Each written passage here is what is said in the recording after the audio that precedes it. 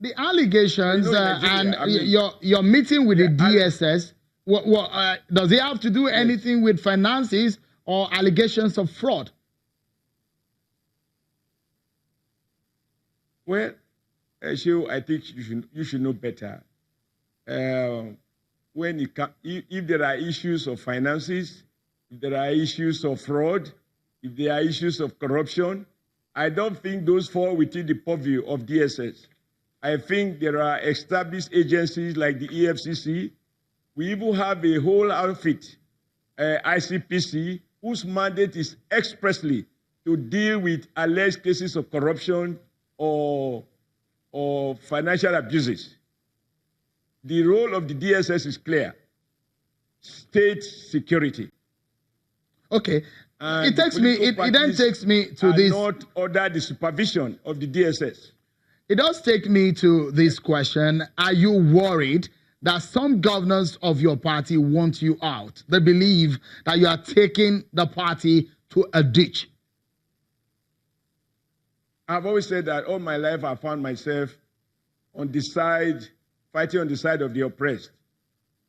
And I am aware from my long time in struggle that when you choose consciously not to oblige power and to side with the oppressed, insist on the rules, and you are determined, even if it means stepping on toes, that those who are beneficiaries of status quo will fight back. But I'm not at the mercy of anyone. I'm only at the mercy of God. And I know that for as long as I stick to the truth, and I stubbornly insist on the rules, and I refuse to be intimidated, I'm fine. I'm not at the mercy of anyone. I'm at the mercy of God. But would you be willing? You speak about the grievances. Wait, you speak about 2 or 3 governors who are aggrieved. What about the other 20 governors who are not? I have never prayed in life to have 100%. What I pray for is to be able to do the greatest good to the greatest number. It is humanly impossible to please the right and please the left. Yeah, people do you think it could come? Deny them that tradition, they will fight back. Do you think it could come to that point that you might want to step down?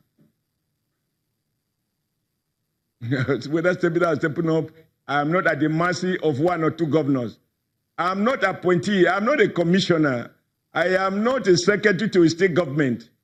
But I'm very fortunate to have governors who are very understanding that managing change, changing old habits, evolving new ideas, building a party that is membership driven, based on principle of popular participation, it will require that those people with power moderate. This process of change cannot go without pain. And whoever wishes to lead change must be ready for a fight back. Just like our president is fighting corruption, and corruption is fighting back. And I told anybody who knows me well knows that you couldn't have supported me to be chairman just to sustain the tradition of a position. The tradition of the big man does no wrong. No, I am used to interrogating power. I am used to fighting on the side of the oppressed. I have fought presidents, even when I didn't have state power. And I derive my strength from the depth of my conviction. And I'm driven by the passion that I have, I believe that this country is a great country, but we can't lament that things are not working or that we want this to change, but nobody is willing to bear the card. Mr. Chairman, we need to take comrade, just a moment. Just a moment for coming into your speech.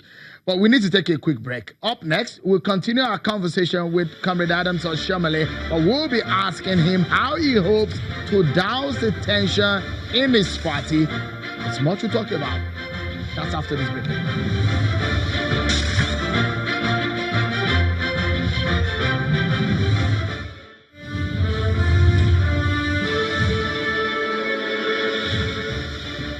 Welcome back, everyone. The politics in the APC has taken our attention in the last few minutes of the program as we engage the national chairman of the APC, Comrade Adams Oshiomhole. Well, let's continue with the conversation with him. Comrade, let me quickly ask you. The members of your party paid huge sums of money to obtain the expression of interest forms and nomination forms. Some of them did not find their names on the ballot at the primaries. Is that fair? So that is a sweepy generalization. Okay, let me give you specifics now. Take it seriously. You should be able to say, yeah, okay. Let me give you specifics now. In Delta State, for example, there are 3 other candidates who bought nomination forms for the senatorial seat, and they were cleared to run alongside Emmanuel Uduaghan, the former governor of Delta State. Only Uduaghan's name was on the ballot. Why?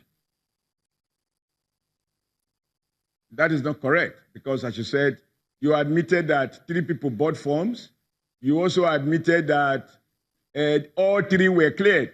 I thought you were going to suggest that although 3 people bought form, only 1 was cleared. It is not possible to clear 3 names, and in the end, you have 1 name on the ballot. You do need to tether the evidence. Just like some people said the other day, I was in London, and they claim I was at Aso Rock. So it is cheap to make allegation. The challenge is for whoever alleged has the responsibility and the duty to prove. Can you react quickly to the allegations raised by the former chief of staff to Governor Okorocha and the aspirant in Imo State, who said you are responsible for removing names of candidates, especially himself, that you said you did not prefer him because he's an in-law to Okorocha? Well, 2 issues here. First is that we did set up a governorship primary panel, which was headed by Gulak. The Gulak submitted results, and NWC has reviewed those results thoroughly, and we arrived at a conclusion that the exercise substantially met the guideline issued by the party, and as a result, accepted the outcome of that governorship primary. We produced distinguished Senator Hope Uzodinma as the winner of that exercise. I watched his comment. He admitted that he also participated in that first exercise. Now, you have to ask him, why will he participate in 2 exercises? Now, the second exercise that produced Governor Okorocha as our senatorial candidate in the forthcoming election was just like what happened in Lagos. Remember that the panel that conducted the governorship election was different from the panel that conducted National Assembly election. The same thing in Kano. The panel that conducted the governorship election in Kano was different from the panel that conducted the National Assembly and House of Assembly election. So he misled himself in thinking that the second panel's report was that he claimed was in his favor. He has, assumed certain responsibility which are not within his competence. Now, what you need to ask him is to tender the minutes. I am the chairman, and I know we have minutes of meetings where we reviewed the report of the Gulak committee, and we find them acceptable, and we accepted it. And I also want to make the clarification. The name was forwarded to INEC before any court order that he is purporting. I heard him talking about one court order has to be vacated before the other. But again, it is not safe for we non-lawyers to assume the role of lawyers. But I believe that we have acted in good faith. Now, as for my personal sentiment, Governor Okorocha is my very good friend. He stood firm behind me. He described me as the nemesis of PDP because he knows me well. But he also knows that I do have certain conviction. When I'm convinced about the facts, I will stubbornly stand by those facts. And if there is conflict between my friendship and my responsibility as chairman, I have no duty in subordinating my personal friendship and upholding the responsibility of the chairman. Because what makes nations strong is when people distinguish their personal interests from their official interests. And my oath of office that I subscribe to, the day I was elected, I said, neither friendship nor ill will affect the quality of my judgment on any matter that shall come before my consideration. Yeah, comrade,